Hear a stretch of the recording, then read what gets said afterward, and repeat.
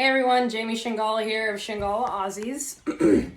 Trying to do a little bit more face-on engagement, speaking to you guys, because I'm not the biggest fan of texting. I get upwards to 100 messages a day at this point, and I do my best to get back to everybody, but it's hard to in-depth answer everyone's questions.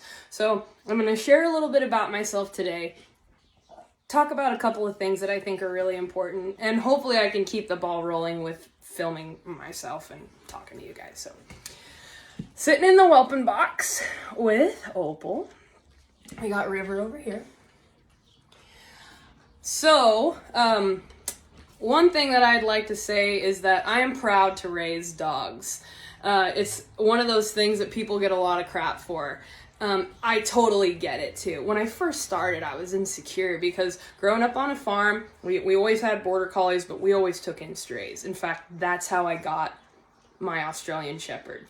A stray that was abandoned in my dad's hayfield. Beautiful dog. She'd been there for a few days. He brought her home. She chose me, followed me on my horse every day, drove with her in the tractor, took her with me everywhere, took her to college with me. That dog changed my life. So prior to that, I would have never really been super interested in any pure breds outside of border collies because they're just exceptional, obviously. Because of that relationship with Sarah, it changed my life. I am passionate about this breed. I know how short their life cycle is. It's unfortunate, but they have a 15-year life cycle. That's very, very quick.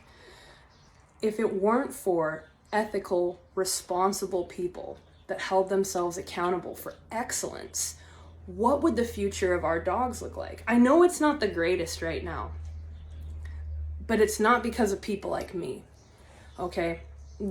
Just to generalize a little bit, we're farmers, fourth generation farmer, went to Cal Poly, which is a big ag school here in California. I got my ag science degree, my animal science degree. One of the things you learn is that, less than 2% of the population in this country are responsible for producing food. Less than 2% of the population are farmers and ranchers. That leaves a big disconnect on a fundamental level. And this is going to go hand in hand with that. People not understanding animal husbandry, which is part of the whole ag industry. We have to provide a good future for our animals. And stopping somebody like me or somebody like Lindsay Condra or Fran Withers of Dynasty Kennels, who's out there making history, winning with her dogs at Westminster, and also scrutinizing these animals with genetic testing, OFAs, disposition, the quality in which they're raised.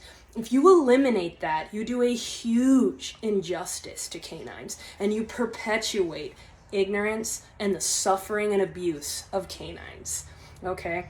So I wish that it wasn't that way, but the world is a treacherous place, not just for dogs, and I think we all know that. I appreciate the advocates and the people that come to me and say that I need to stop breeding, but you guys really need to do a better job for dogs. Try and find a puppy mill. Try and find some sloppy, trashy backyard breeder.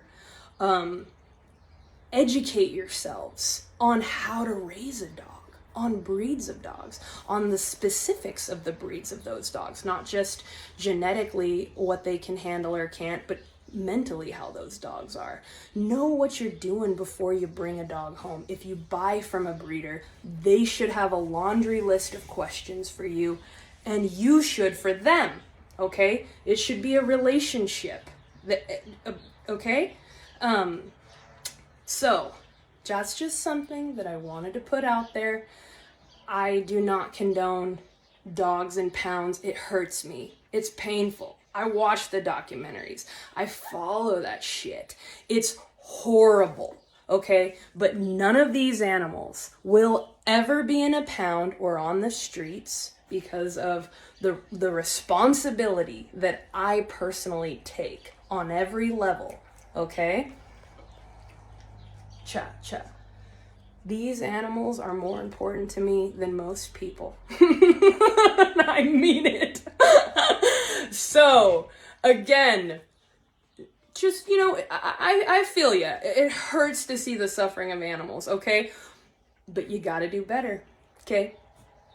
Advocate for them, but do it the right way. One thing I gotta say too is that they did want to eliminate dog breeding in California. They'll probably try for it. They basically want to eliminate the small farmer too, which is just something that's not in the limelight, unfortunately. But I will say this: if you eliminate ethical dog breeders that are scrutinized by AKC inspections, county inspections, you're going to leave the door wide open for puppy mills in Iowa and Nebraska, because ain't going to be no breeders in California, and people still going to want their dogs because they only live for 15 years, okay?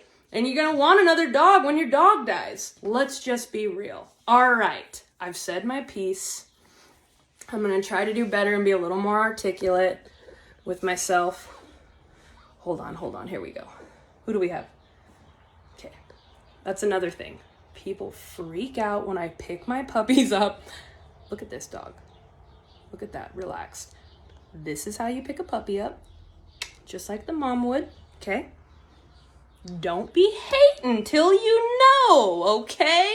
One more time, just for good measure. Well, that one's eaten, so we don't want to bother this one. This one's sleeping, children. Right here. Okay? I'm sure not many people are used to seeing that, but it's how you do it. Love you guys. I'm gonna try to do better at trying to teach you guys what's up, okay? We got a breeder here, Jamie Shingala. I love my Aussies. I love you guys too. Take care.